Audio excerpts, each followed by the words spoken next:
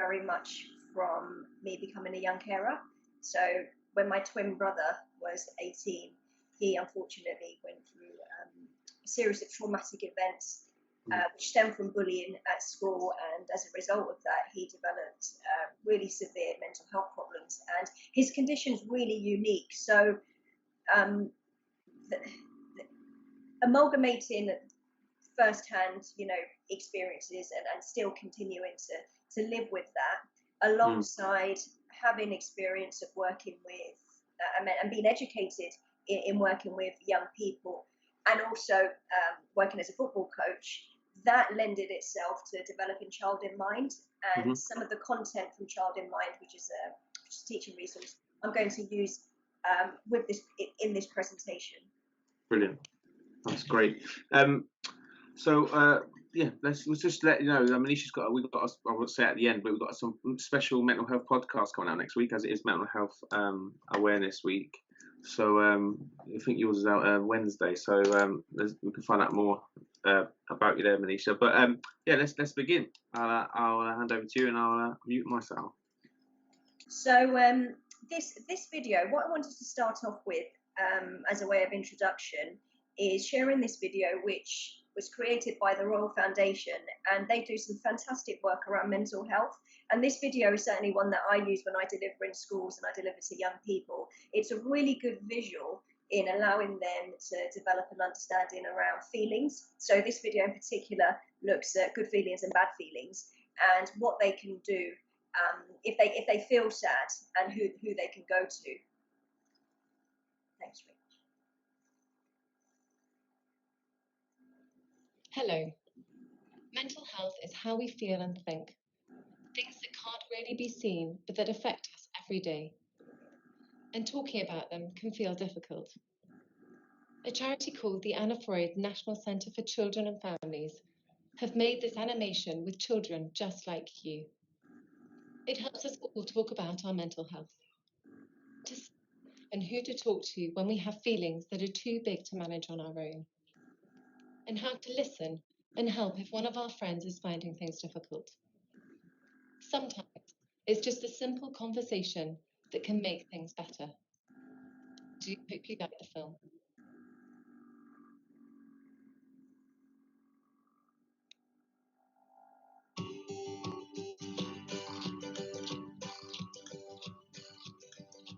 This film is about mental health, talking about it and listening to others.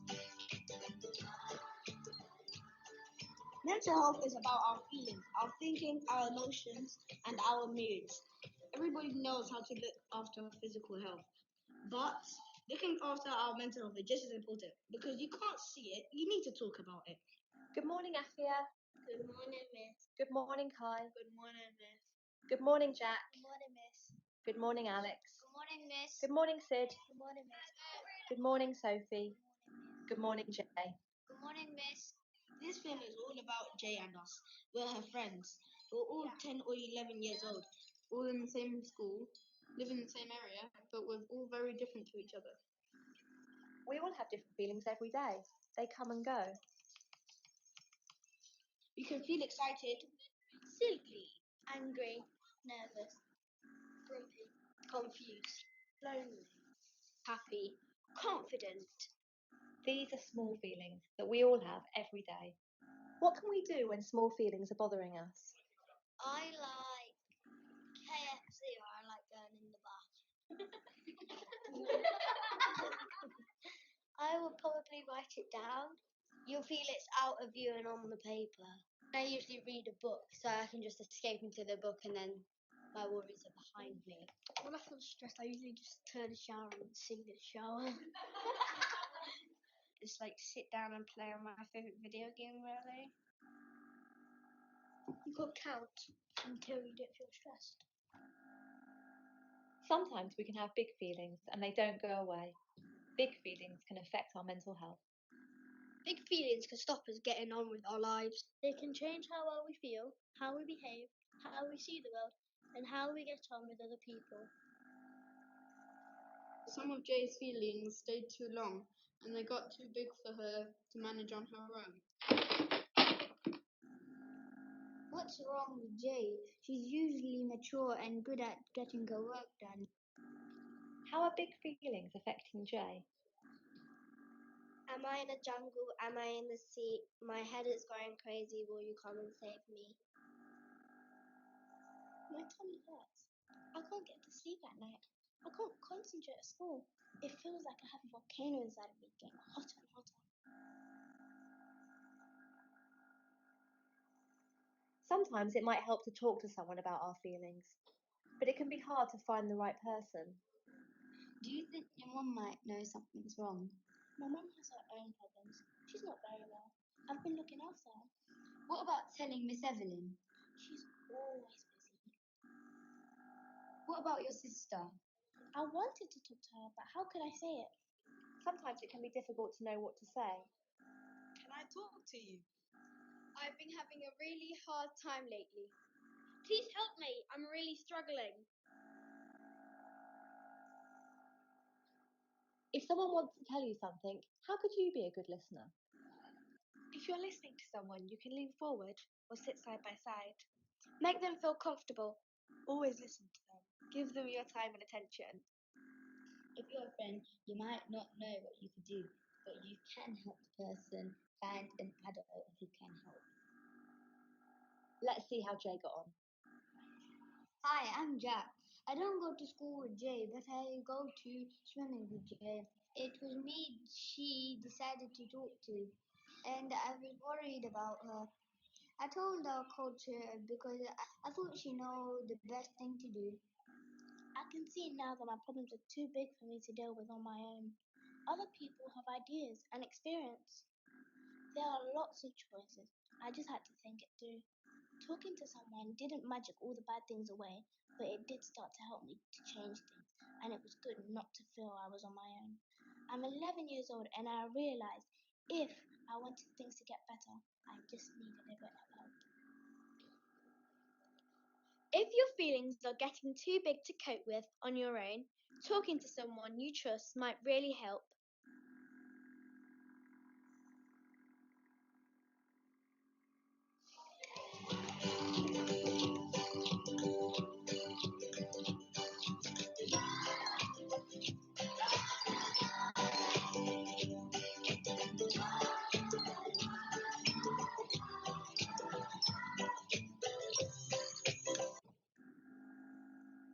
Thanks, Rich. We can move on to Hello. So that video is actually it's available on YouTube, and what I find is the animations are a really good way in helping the children understand different types of feelings, and most importantly, who they can go to help them find solutions and solve problems. And that's something that we're going to delve into a little bit later in the presentation. So what that video also does is nicely lend itself to the next part, which is as a format definition when we talk about mental health. Thanks, Rich. There's kind of two parts. So we've got mental health and well-being, and they both entwine really. So mental health, it's talking about our emotional, psychological, and our social well-being. And when we talk about well-being, it's around the feelings. So similar to the video that you've just seen. So feelings and thoughts that influence our emotions and day-to-day behaviors. So it can affect how we think, feel, and act. And what we do know for young children is that these feelings can be like good or bad feelings in terms of the terminology from the video, but they're positive or negative, and their emotions will be up and down, and they'll take them on an emotional roller coaster. It's the manifestation of the negative emotions, or those big feelings, that could potentially lead to stress, anxiety, and depression in young children. And especially in terms of one of the things for us to consider as coaches is if young players are not equipped with the tools and the mechanisms to be able to manage and cope with the manifestation of these negative emotions, that could have a detrimental impact on how they manage stress, how they relate to others.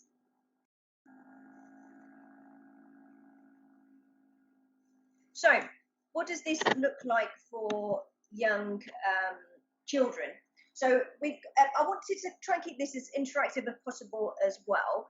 What I'd like to do first is, before we kind of go into a few stats which are quite alarming, I want you to use the chat box and just have a think about, maybe just about 30 seconds to a minute.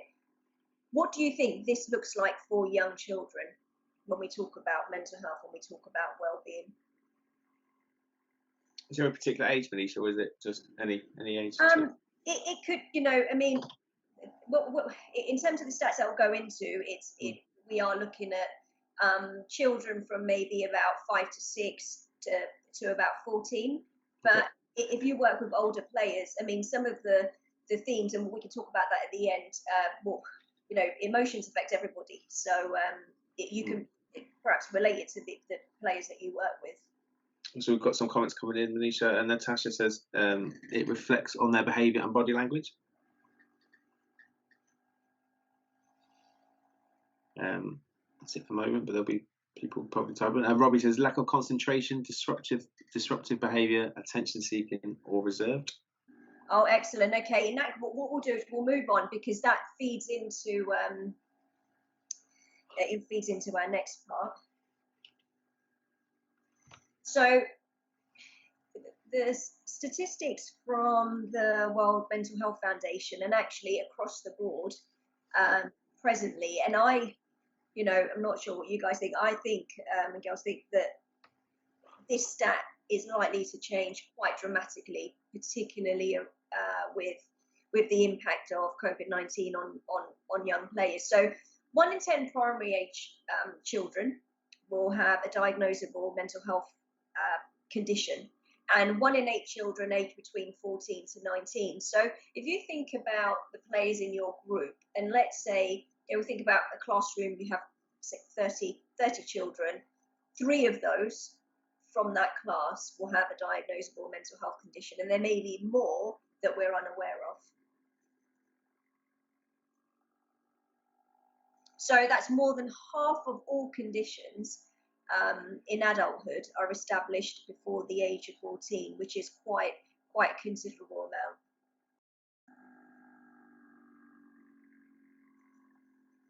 Some of these actually you've mentioned already. So what are the most common mental health disorders in children? Just have a think before we do a reveal. One with regards to signs and symptoms relate to one of the most common. I'm just going back to a couple of other comments there. Just previously, Steve says most kids always see mental health as a negative, don't realise that it's a positive side, therefore they focus on the negatives. Great point. Steve says anxiety. Natasha says ADHD. Yeah, good. In that case, Rich, could we do the reveal? So depression, and I'll just kind of delve into all 3. So depression, anxiety, and ADHD, 3 of the most common. So we talk about anxiety, like what some of you mentioned. So it could be nervousness, worried, especially when things are uncertain, and particularly at the moment with everything around the pandemic, what we might see is a rise in that within the players that we have. So depression, this is normally related to, when we think about children, feelings of being sad or upset. And it's when these feelings linger and they go on and they limit a child's ability to function normally, that's when it could develop into depression or mood disorder. And when we talk about ADHD, that's impulsiveness with regards to their behaviours, hyperactivity. It could be the player has a short concentration span, acting without thinking, and what they're unable to do is to rationalise like we do, and have that ability to be able to reason.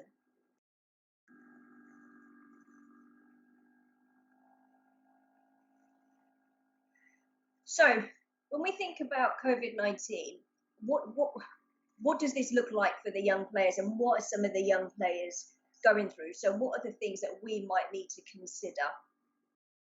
Thanks, Rich. What we'll do is we'll go on with a reveal, and then I'll continue to use the chat box.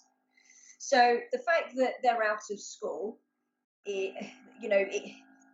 for children, routine is important, and structure, and even for us adults. So the fact that they're out of school, and you've got parents who might still be working and are also having to homeschool, it's affecting their learning, and it's also affecting their routine and structure.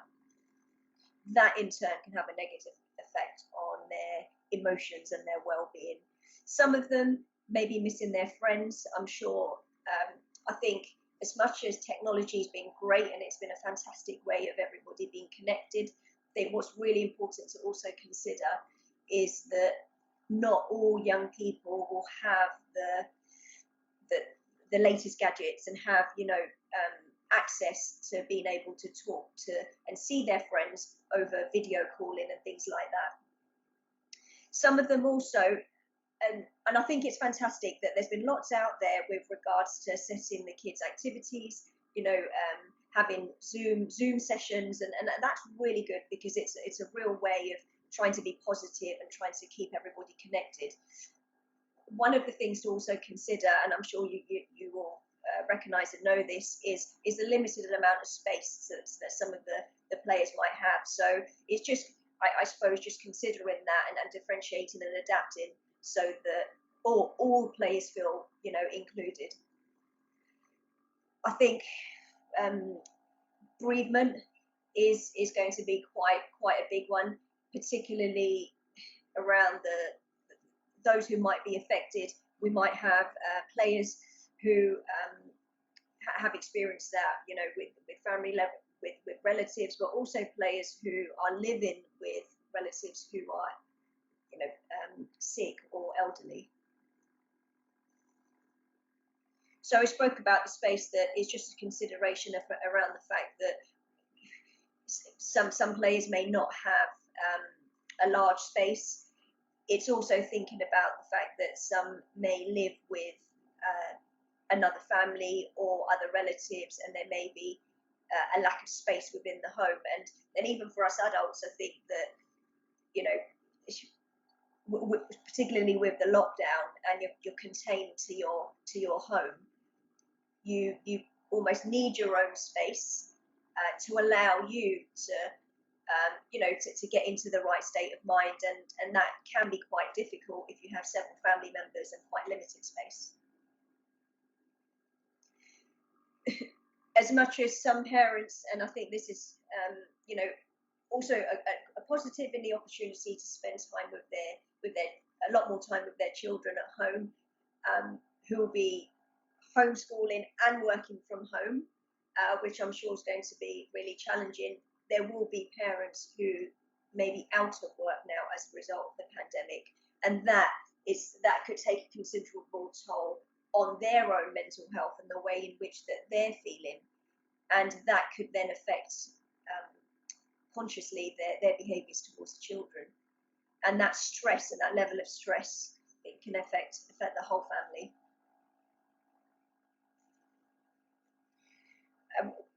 This has been mentioned in the news a considerable amount of times at the moment, where you do have a number of, a demographic of young people who rely on going to school and rely on the school meals that the school provides. And this is just bearing in mind that if this, in terms of what this looks like for you and your players, that it could be that, some of the players that you have are struggling with regards to having the nutrition that they would ordinarily have if they were in their school. Manisha, a couple of things come on the chat there. Obviously, what you've mentioned as well. Attachment issues as well, particularly for younger ones, says Elliot. Robert says also considering of the family in terms of stress, which I think you just mentioned. Louis says, I think one of the things we have to consider in the coming weeks is preparing them to return, as you have said, routines that are important. So we have to be ready for some possible change behaviours when they return. Some may have had family, relatives, or friends affected by COVID-19. And as Steve says, food insecurity, poor physical health, poor mental health. Yeah. So, and that actually that lends itself nicely to to the next part, because in this, is it the mental health section? So when we think about feelings and emotions, and like what's been mentioned already, there's going to be a number of things that the children are going to be going through, and that could look different for different ways, and how they express that is also going to look different. And I think when we're thinking about preparation, rightly so, it's about preparing them to go back into, say, the normality of schools, and then eventually go back to training. But it's what we do also recognise, it's going to be really challenging, because it's been a considerable amount of time, and there's a lot of contributing factors that need to be considered in that. And I think that it's going to be a process. So if we think about, like, if you just have a look at the emotions that you can see, do you already, and if you've got siblings, younger siblings, or if you've got kids yourself, maybe relate this to them. Do those feelings resonate with you or your kids, or with young people that you can think of, that directly relates to what they may be feeling as a result of COVID-19?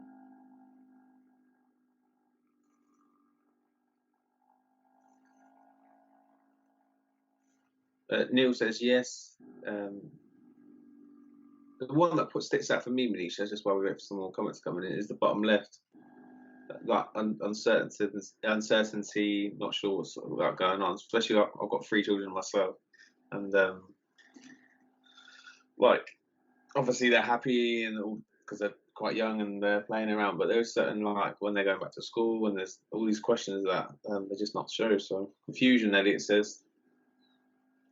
Neil says top right. Natasha says, I don't have any siblings or children, however I believe players might show detachment easily or easily distracted because they're not used to staying with peers any longer, and they are not used to listen to adults who are not their parents. Great point. Yeah. Azif, as a parent, I feel we'll know more once we go back to routines. They seem to be coping at the moment, which is interesting. And that's, so I think one of the things that came up when I spoke earlier was about with regards to the feelings, it will look different for different children. So, and again, and this I've got a slide later on with things that might be under the eye. So we may perceive the young players or the children to be managing and coping, but that doesn't mean to say that they are. So I think it's just about us also being open-minded to that. So just as an example, like with my twin brother, for instance, we had absolutely no idea that he was being bullied. Absolutely no idea, because when he came home, he just seemed to be this normal, say, use the word normal teenager, and it was only later that we started to notice, and again I'll speak about this. We started to notice behavioural changes, and I think one of the key things for us to consider is that it will look different for different children, and they may not display it immediately, and it may not be so obvious, which is actually for us with regards to signs that we need to make sure that we recognise that and be a lot more open to that. Thanks, Rich. So in that, which you've mentioned already, their feelings are going to be up and down, and it will really be determined by the day and what's going on. And at the moment, there's talks on the fact that there'll be a return to school in June. I listened to the news this morning, and there's concerns around how safe it's going to be, particularly for the young children, and do they understand about social distancing. So I think what we do know is that they're going to be up and down with regards to this roller coaster. At times they're going to feel excited, at times they're anxious, at times that they're scared, at times they might be feeling proud, and at times they're going to be unhappy. And again, it's important to remember that this will look different for each player. So this is more about understanding, us better actually understanding the individual players that we have within our group, or if it's, you know, if you're relating it to children, it's just understanding your children.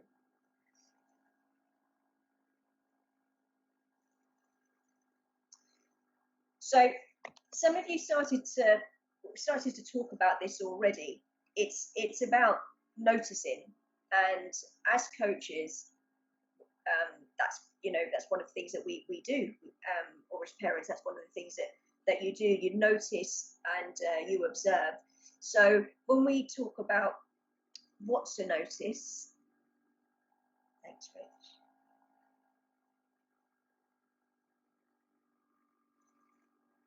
So withdraw, and when they're now going back to, or eventually as they are now in a process of going back to school, going back to routine, there may be some who show some disinterest.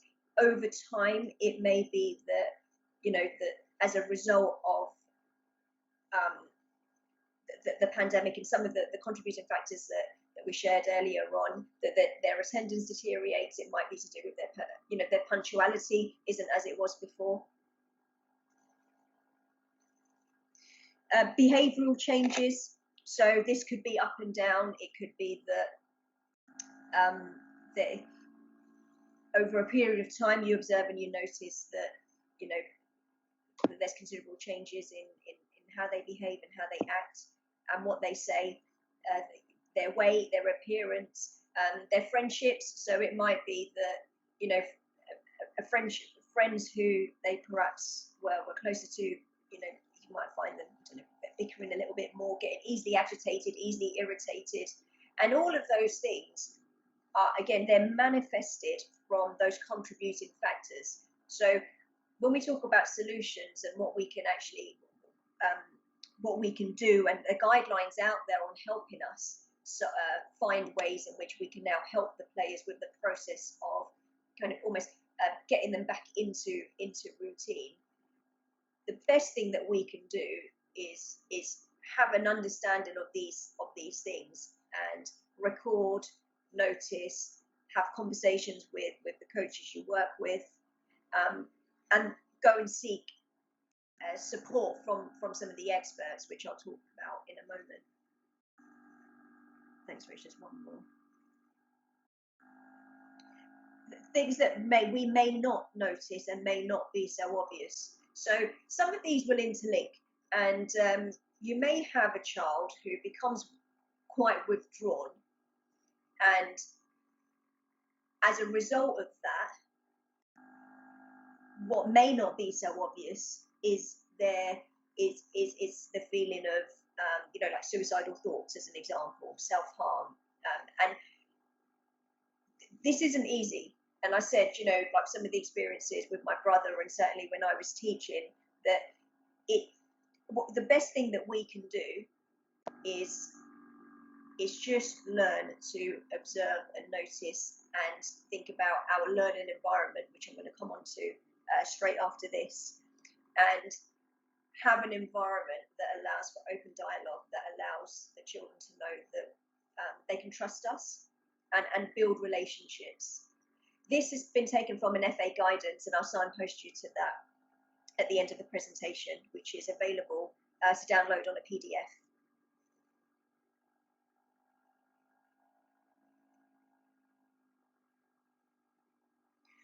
So have a think about what your learning environment currently looks like, because what we're now doing is almost thinking about, okay, so we know about the contributing factors, we know how it could potentially affect the players, but what can we do? So what can we now do, and what can we start putting into place and consider? So your learning environment is going to be key to that, and thinking about what you do already. Don't know if anything is on the chat box. If not, that's fine. We can. Oh, there's been lots coming on here, Manisha, especially over the last few slides, in the last couple of minutes. Robbie says, I believe that it can look differently sometimes, differently at different times. Sometimes mad, sometimes sad, sometimes happy, sometimes attention seeking. The environment may dictate their behaviour. That was 5 minutes ago. So we was touching on the learning environment already, which is great. Elliot says, I don't have children, but maybe children will feed off adult behaviour as well, who will be going through mental struggles themselves. Yeah, definitely. Which again goes back to one of the contributing factors that it's a tough time for everybody, as we know, and what we don't know is on return. So when we get the players back, their families would have gone through many experiences, and that will be both positive and negative, and it will be really important for us. So Rich, you can just click on this actually. Okay. First and foremost is just thinking about the environment that we create and the environment that we have that allows them to feel safe. So they love football, and that's why they'll be eager to want to come back to training and come back to playing. So just considerations about the environment would be ensuring that we allow the players to express how they feel. We promote open and honest dialogue so that they're not afraid to come and speak to us. Again, building positive relationships and support, active listening. So really, we want them to know that we really do care, and we will listen to what it is they have to say. And what we also think, have to remember is that those who may come to us through the week, and I remember particularly when I was coaching at a grassroots club, on a Saturday, that would be the best thing for them the whole week. Okay, and that it would be that they are looking forward to that 2-hour training session. All week it's building up to the Saturday. So if we know that, and we also know that that they enjoy coming, there's an element of trust, and there's a rapport and a relationship. We also want them to know and feel that they can come and speak to us. And if it may not be that they speak to us, but it may be that they speak and trust who we're working with. And as long as they know that, I think that's going to be key.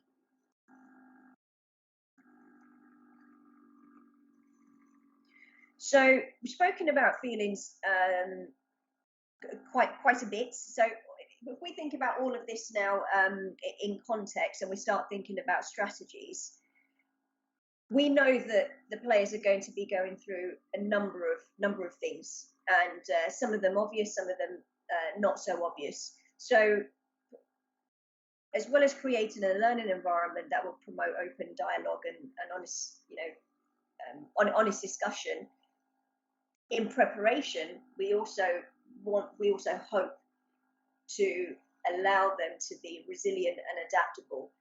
And if we think about resilience, there's a wide range of definitions out there, but for me, I just thought that this almost best resonated with the current COVID-19 situation.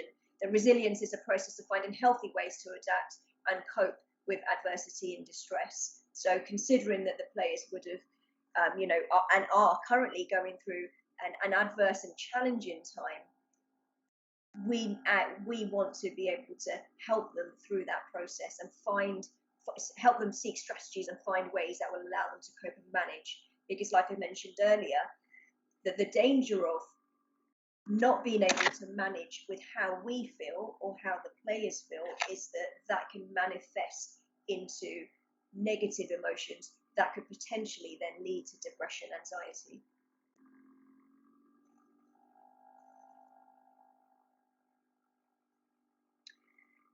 So maybe use the group chat just for a minute. What do you already do? Is there anything that you already do, or things that you may have been doing with, if you've got children or siblings, to allow them to cope and adapt, to deal with the change? Or you yourself, is there anything that you've been doing that could be shared in helping to manage your well-being within the current pandemic? Robbie said a couple of moments ago, Manisha, making sure football was a safe, enjoyable time, place, fun, positive, supported environment. Why do they come to play with their friends? There's lots to talk around about as well. Just importantly, when they get back, it's just letting them play. Yeah. Asif says, let them know you're there. Lots of informal discussions. Great, thanks, Rich. We can move on to the solutions, finding solutions.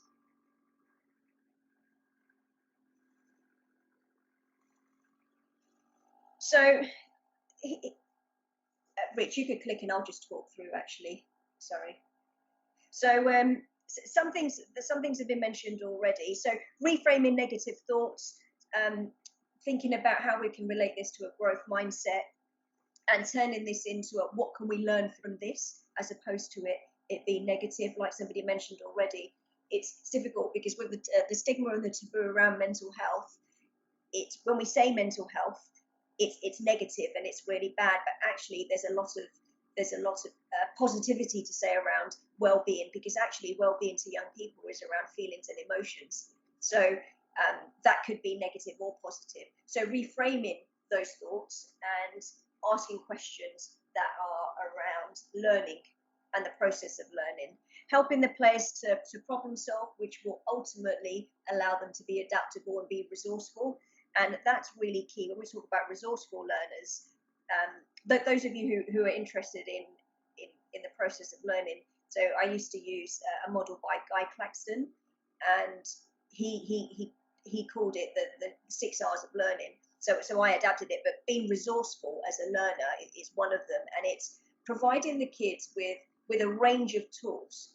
So there's that phrase that's quite often used, although debated now, right? Let the game be the teacher. So a similar thing, that a personal opinion, the game can only be the teacher if they know how to play the game. So young players do need to we need to teach them. So it's the same as me saying, when I taught year 6, it's the same as me saying to a year 6 child, I want you to write a story, but without them being taught beforehand the components of a story, and and about paragraphing and how to structure it and things like that. So the more tools we can provide the players, our job then is to allow them to make the decisions and to problem solve and find the tool that is best suited to them. And as adults, that's going to be no different. We will, we may be exposed to a range of learning tools, and what we do is we lean towards those that are best suited to help us learn, and that will be no different to the players. Imagery and visualization, and getting them to maybe visualize. Again, then it could be performing an action. It might be that they can like somebody said about just letting them play. I've seen a lot of that actually, a lot of talk around that and what sessions could look like, and that was definitely one of them on, the fluidity around the session and letting the kids play. And yeah, the imagery, and the visualization could be a good one to link to that. The use of positive role models, athletes or people that the children are aware of and know. We spoke about your learning environment. Being enthusiastic and valuing humour. I think, our enthusiasm, and the more, buzzy we are, the more the kids thrive off that. And I think that ultimately can be a stress relief as well. Maintaining structure and routine. This might need to be adapted, as we know, because it will really be determined by how much longer the kids are away. But I think maintaining some form of routine for the kids is going to be important, particularly because they would have been out of structure for quite a while. Encouraging them to talk, and like somebody said already, why do they want to come? Why do they want to come to us to play football? Because they love football. That's why they want to come and play. And they would have missed, they would have missed their friends. I'm sure they would have missed us or missed you. So encouraging open discussion and allowing them to talk is a great tool for positive well-being. Listening to what they have to say and ensuring that our environment allows for that. Providing reassurance, and again, that can be linked to lots of elements around the growth mindset. And them knowing that actually it's about learning, it's and taking away the negative connotation around not being able to do something.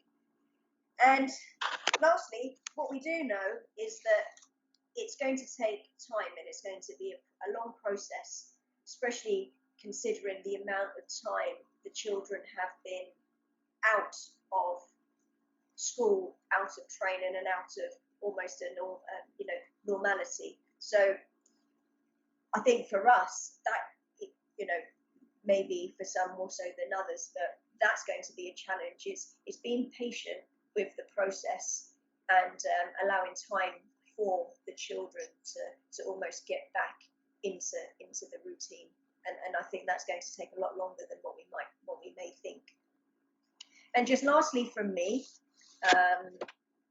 Rich, I think that's the last slide, isn't it? Yeah, and then I'll kind of signpost you to a few things that you can download. It's been mentioned already in the group chat with regards to why we're here. Like, we're here because we like working with young people, and we have a passion for football, and we have a passion for allowing them to learn, and it's our job to help them. And I think that when the kids come back to us, they're going to be eager to want to to want to see their friends, to want to come and speak to us, to want to come and play. And the key thing that somebody said, that is what we just need to do. We need to just allow them to have the environment ready and prepared to allow them to play.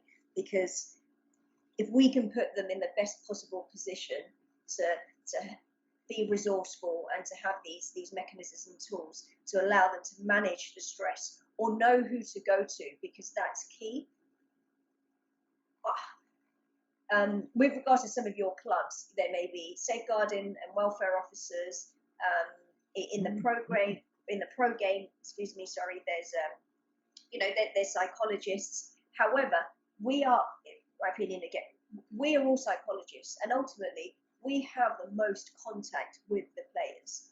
And in terms of the relationship that's built, what we would hope is that the players are more likely to come and speak to us. Not all the time, but what we hope is most of the time, because of the contact that we have. Now, if they do not come and speak to us directly, what we will do is be able to notice. What we should be able to is to be able to notice and observe behavioural changes or behavioural patterns, those withdrawal symptoms that were mentioned around what to look for earlier on. So it's important that we recognise the more educated we become in what to notice and what we can do to help prepare the players to be resilient and to be able to manage adversity, the better the transition into normality, the better that transition will be. And then for us to just acknowledge that actually there will be times where we now need to signpost to the experts, whether that's a safeguarding officer or whether that's a psychologist. I worked on a mental health guidance with the FA, so I sat on a steering group, and this guidance, it's great, and it's available, if you don't know already, for coaches, and it's downloadable on the FA website. So if you just go on the FA website or go to Google and type in the FA mental health guidance, it's there that you can tap into, and it's got lots of information around signs and symptoms, who you can go to, and signpost you to the NSPCC and other contacts. Those of you may know this already, but Believe Perform, they have a fantastic range of infographics, particularly around well-being and mental health, and there's lots in terms of visuals. I found it's lots around the impact on young players around COVID-19. Young Minds and Bernardo's also have a lot of information around mental health for young players. Some of the content that you saw is actually from my book, Child in Mind. I spoke to Rich and Bucks FA, so anyone who's interested in the book, it's got detailed, it's 20 lesson plans and 20 photocopyable resources, so like the ones that you've seen. attached to the lessons, and what we're willing to do is put 20% off that. So it's currently £17, so 20% off would probably make it just over £14. And if anyone's interested, the stories and the themes, some relate to football and some don't. So some are quite generic. So for instance, on the title where you saw the mental health jigsaw, that's quite a generic activity, but you could relate that to any context. However, I've got an activity, for instance, on bullying, and the story I've written is about a young boy called Raj who's bullied at his grassroots club. And there are other activities in there that also have a football theme. So it's, you know, for 7 days, for any participants here, and you're keen and interested, it's a toolkit that you could have and use. And like I said, if you email me directly and just say that you were part of this CPD, then I'll know, and then I can let you know how we can go about the purchase. That's it from me. Brilliant, thanks, Manisha. I just think as well, it's great that you're able to offer the 20% there for the guys listening this morning. And obviously it's up to them, but yeah, it's really kind of you to do that. So thank you very much, and thank you as well for spending the last hour going through that. Fantastic. There's lots of questions coming in and comments, so we'll touch on them now. So let's just go back up. I'm trying to keep up with track of it all, Manisha. I'm flying in. There was a question from Asif. There it is. When you say a specialist, I think it was on the previous slide, as coaches, who could that be? So so we get depending on the continuum of where you're working. So when so grassroots clubs will have an assigned welfare officer. So when we talk about specialists again, and I think, you know, it's around this thing around terminology. So ultimately, I strongly believe this, that if we can better equip ourselves in understanding players, because all of this around well-being, it feeds into the social and emotional part of the child. So if we can become better at equipping ourselves in understanding the player holistically, and we can then help them, because we have the most amount of contact with them. Now, it's the manifestation of the negative feelings. So, for instance, if we start noticing that actually the withdrawal is to a point where we now have to go and signpost the player to somebody, and we now have tried the strategies and we don't know what to do, that might be the welfare officer, the safeguarding officer, certainly, because the whole thing comes under safeguarding. In a pro club, that might be your head of coaching, technical director, your academy manager, and the psychologist. So it will be determined by where you're working, but ultimately, like I said, you know, that when I worked at a grassroots club, it was our welfare officer. But now working at a pro club, before we signpost, we have a psychologist, but before we signpost to the psychologist, ultimately, as a coach, it's our job to also be more knowledgeable and to upskill ourselves in recognising these things and having an open conversation with who you work with. I speak to our head of coaching. When there's been causes for concern, I've spoken to the head of coaching. I've then, you know, spoken to our academy manager, and then they would then, you know, say, does a referral need to be made? Okay, well, thank you for that. Thanks for the question, Steve. Just a couple of comments as well, touching on. Elliot says the game is the teacher if it's the right game. Just going on what you were saying a short time ago.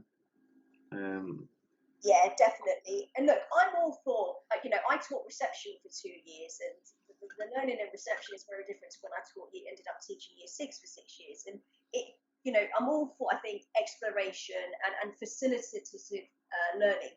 So it, like you know, like that, just with that comment, I think it's exactly that, you know, we're there to help and teach, and we're there to help facilitate the learning process.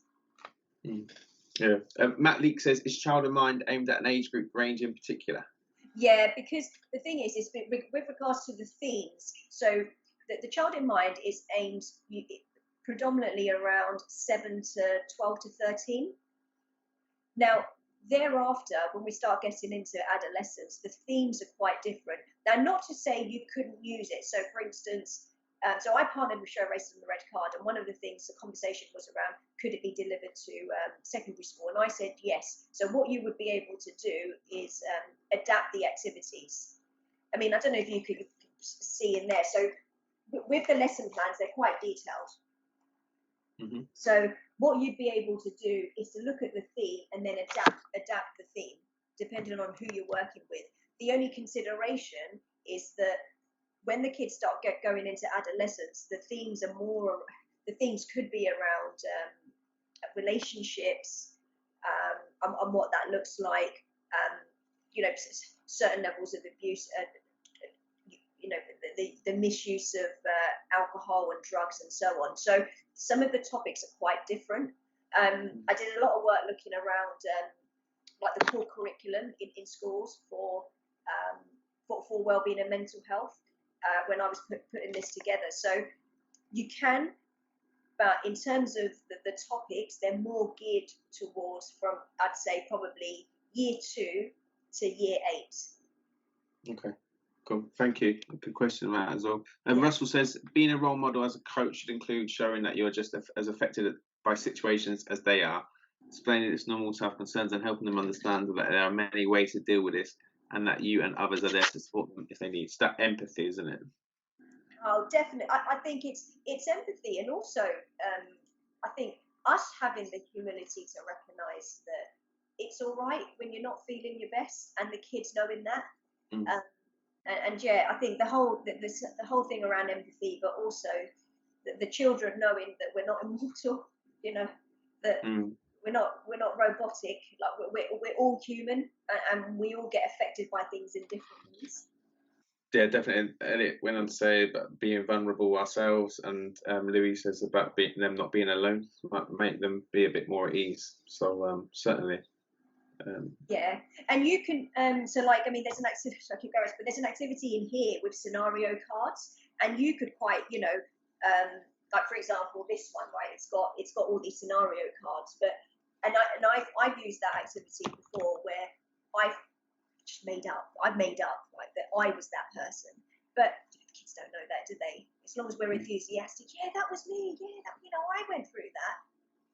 And so I think it's about them knowing that, you've either been through similar things or you also go through those things. And there's so many different ways in which we can do that, through storytelling, through poetry. And I understand, there's a limited time when we're working with the players, because at my club, look, I don't use this at my club directly, but what we do is make sure that we have an environment that allows for that discussion. And just asking them, how's your weekend? Oh, what did you do? Oh, is that your sister? Oh, have you got this twin sisters? And just talking to them and having conversations, you learn so much about them. And I think that's I think even go on like the FA courses, Manisha, it's all about knowing your players, and each one of these that we do, it always circles back round to that, doesn't it? Yeah, 100%. And I think that's why I feel that, the stuff that, for instance, that Pete Sturgis does, I think the whole thing around the FA DNA and the youth awards, I think they really are geared towards this holistic understanding of the players, which I feel is definitely the way to go. Elliot says connection is the key, and exactly what we just talked about there. Hassan asks, hi Manisha, thank you for your time. How would you recommend building this kind of environment when the child is not wanting to talk to anyone, as their parents are watching and they are part of the issue?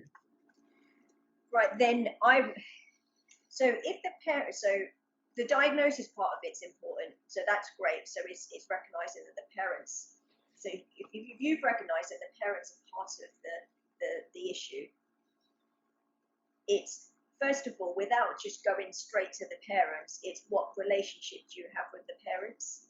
So it's identifying the relationship that you have with the parents. And I think that's what we talk about connection. It's not just the connection with the players, it's the connection with the families too.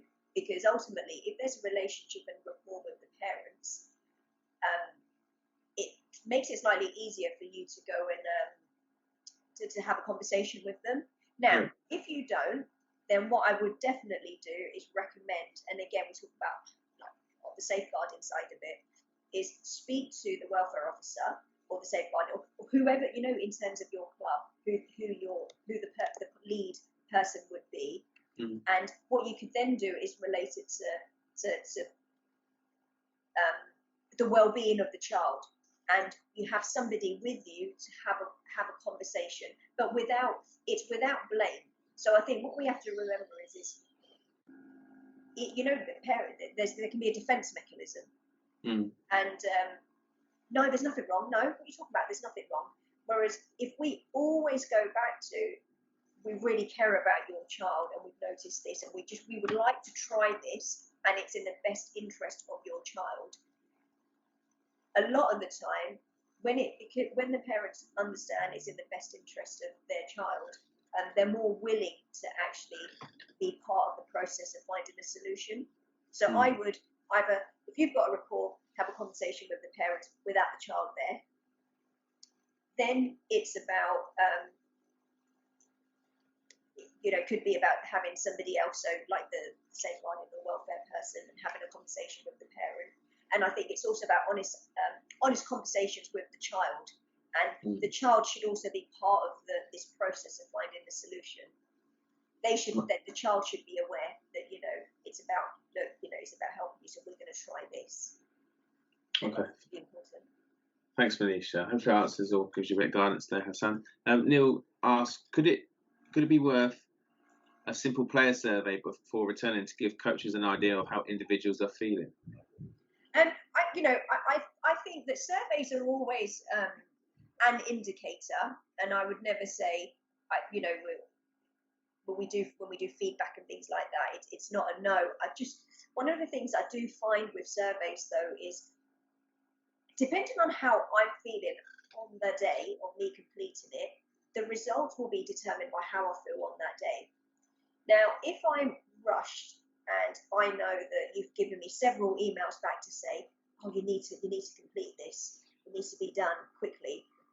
If I'm honest, in my head, I'm just thinking about all the jobs I need to do, and you're not really going to get the answers that you would like.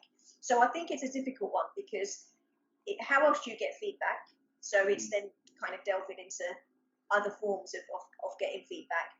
The surveys are not that. It's just the consideration around, when are you going to send it out? Who are you sending it out to? How long does it take to complete? What are the contributing factors around the answers that you get? Because just because everyone says everything's fine, it doesn't mean to say everything is fine. It could be that that's just the quickest way of them filling out the survey. Yeah, no, I completely get that.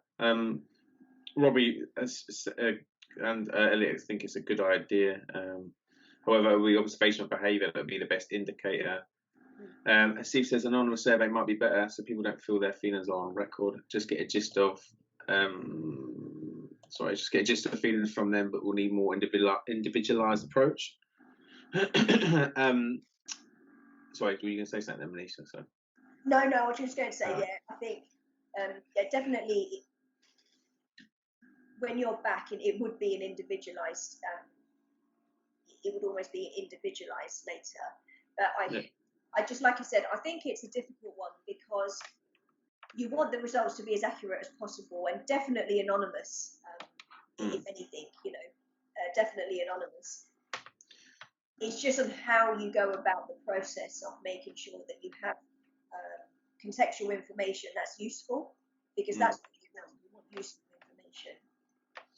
Definitely, and the FA have just released some guidance this week on how to communicate. with under 18s online as well. So that's on the FA's website and ours, I believe. So just a couple of things to remind yourself. Neil says thank you. Louise says thanks to Manisha for this. Lots to consider here. Dave says I've got to sign off now. This has been fascinating. Lots to talk about. Think about. Thanks, Manisha. If you do have any more questions, though, there's a Q&A slide here which I forgot to go to. But just before we conclude, and thank Manisha in a moment, we've got our mental health podcast. Oh no, that's gone too quickly. Mental health podcast, which is coming out on Tuesday, so it's Mental Health Awareness Week, starting on Monday. We've got 4 podcasts on Tuesday with Manisha, herself, Martin Sinclair, Marvin Sordell, and Cara Ostrin. So they'll be up starting from Tuesday every day that week. So we find out more about Manisha's story and her mental health experiences with her brother and the other guys as well. So very interesting, and get to hear more Manisha, which is great. There's a couple more questions coming actually, Manisha. Okay. Or from Elliot. He said, would you say it is important not to assume it will be all doom and gloom and try and feed off any positive interactions? Some children might be happy to see a familiar face. Oh, absolutely. And I think, and it goes back to, this negative connotation around mental health. And it's, when we go back, it's, it's that they're going to be feeling really sad and upset and that kind of thing. I think one of the things I learned from teaching in primary schools is that, the young children are really naive, and they could be going through a whole load of things. But if I'm honest, they soon quickly, they get over it quite quickly. Generally, I'm speaking quite generally. And I think that, like you said about the positivity, when they do go back, and I've been thinking about that myself as to when we go back as a club and the players start coming back to train, it's just having the knowledge of the contributing factors, some of the things that they may have gone through. It's then ensuring that we've got the routine and we kind of almost just allow them to just feed back into it, determined by their readiness, and just notice. And I think if we're enthusiastic and we're buzzing to go, they will feed off that. And then what we'll soon recognise, like somebody mentioned about individuality, through time, we will start recognising how to individualise it, determined by who's been affected by what, and those, and especially the conversations with the parents and that kind of thing. Yeah. So yeah. Couple as well. Asif says, thanks, Manisha. I feel this is such an overlooked aspect of society in general, and especially in football. Absolutely. Neil says, can recommend all the pods. Good listen. Thanks, Neil. Good plug-in. I'll pay you that £5 later. Robbie says, I think we should be talking and focusing more on mental health, change of perception. And this is we completely agree. I know Manisha obviously does as well. Yeah, definitely. And I think, it was mentioned, people have mentioned it earlier about it's always seen as negative, and that's, the more we start allowing the children, the more we understand, the more we allow the children to understand that actually, when you talking about your feelings and your emotions and how you act and behave, all of those things are around well-being and mental health, and that's not always negative. Absolutely. Russell says, be positive but also honest. It's fine to say you don't know rather than just saying it will all be okay, as this may sound dismissive. Yeah, definitely. And I think, and again, that goes back to the openness, because if you have more integrity that way. It's it's saying I don't know right now, and I think there's absolutely nothing wrong in doing that. Absolutely. Yeah, Louis says, Russell, thumbs up. Let's let them just speak as a good start. Let them have a voice. So definitely. Look, Manisha, we could be here all day. Honestly, the guy's loving it. Elliot says, I would recommend Dan Abraham's Soccer Tough books for techniques on change of mentality. Yeah, his and I don't know. I mean, if anyone's, I'm sure most people have. I finished finally reading Mindset by Carol Dweck, and there's so. I mean, I was highlighted throughout that book, so clearly I'm not lending it to everybody. And it's. I found for me, I thought that was a really good book. Actually, I've got Soccer Tough. I still need to. I need to go through that. Dan Abrahams, and he's got some great stuff. I think what's really good at the moment, those people who are on social media, there's some really good stuff out there that we could all dip into. And there isn't, and that's and yes, okay, I used contents from Child in Mind, but there are lots of tools that we can use, and I firmly believe, and I've seen as well, there isn't just one thing. I think it's about us having a range in our. We talk about developing a player toolbox. It's also about developing our toolbox, and I think if we have a range of things that we can draw upon, we can then best use the resource that's suited for that particular child or at that particular time, which I think is important. So just, kind of, I guess, plus for me that like there's an activity here in this book on bereavement, and I'd spoken to a coach who came and spoke to me and said to me that his one of his players, his granddad, had passed away, and he was really close to him. Now I showed him the activity on bereavement. That was then individual. That was just there as a toolkit. But I also then said, actually, you might want to also look into this, and this. So I don't think there is just one thing. I think that if you have a range of things, you will then find, that's what I do. It's just, you then dip into the thing that's suited to the player or at that particular time. It's like that toolbox, isn't it? Even with just from coaching. Yeah, definitely.